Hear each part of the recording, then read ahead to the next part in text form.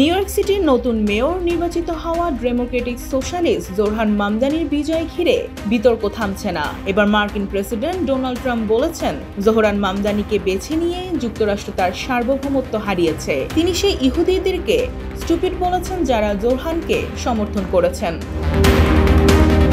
Trump মঙ্গলবার নিজের truth social প্রোফাইলে লিখেন, নিউ ইয়র্কের মেয়র নির্বাচনে মামদানিকে যে ইহুদি ভোট দিয়েছে তারা মূলত বোকা এবং তাদের এই পদক্ষেপ আমেরিকান ইহুদিদের ক্ষতির কারণ হবে। এর আগে ট্রাম্প মামদানির বদলে আরেক ডেমোক্রেট অ্যান্ড্রু কুমোরকে ভোট দেওয়ার আহ্বান জানিয়েছিলেন। মামদানি মেয়র নির্বাচিত হলে নিউ ইয়র্ক শহরের জন্য বরাদ্দ কেন্দ্রীয় অনুদান বন্ধের ঘোষণা দেবেন বলেও হুমকি দিয়েছিলেন তিনি। বুধবার মায়ামিতে এক ভাষণে ট্রাম্প বলেন, আমরা বিষয়টা সামলে নেব। তবে তিনি কিভাবে সেটা করবেন তা স্পষ্ট করেননি। তিনি আরও দাবি করেন, যুক্তরাষ্ট্রের সবচেয়ে বড় শহরটি এখন কমিউনিস্ট শহরে পরিণত হয়েছে। ট্রাম্প বলেন, আমাদের সামনে এখন খুব স্পষ্ট এক সিদ্ধান্ত, কমিউনিজম এবং সাধারণ বুদ্ধির মধ্যে বেছে নেওয়া। তিনি যোগ করেন, এটি হচ্ছে অর্থনৈতিক দুঃস্বপ্ন আর অর্থনৈতিক সফলতার মধ্যে বেছে নেওয়ার সময়। 10 বছরের যাত্রা তো কেবলই শুরু। একসাথে গ্রো করার এই জার্নি চলুক আগামীতেও।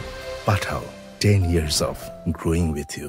ট্রাম্প আরও বলেন, মায়ামি শিগগিরই নিউ ইয়র্কের কমিউনিজম থেকে পালিয়ে আসা মানুষের আশ্রয়স্থল হয়ে উঠবে।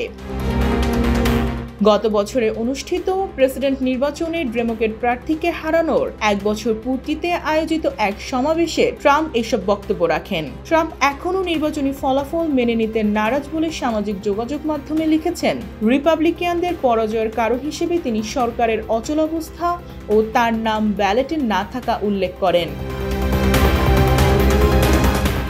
জয় উৎসব করতে গিয়ে জোহরান বলেন, যদি কেউ দেখতে পারেন যে ট্রাম্পের কারণে একটি দেশ প্রতারিত হয়েছে এবং তাকে হারানো যায়, তবে সেটা করতে পারবে সেই শহরই যেখান থেকে তিনি উঠে এসেছেন।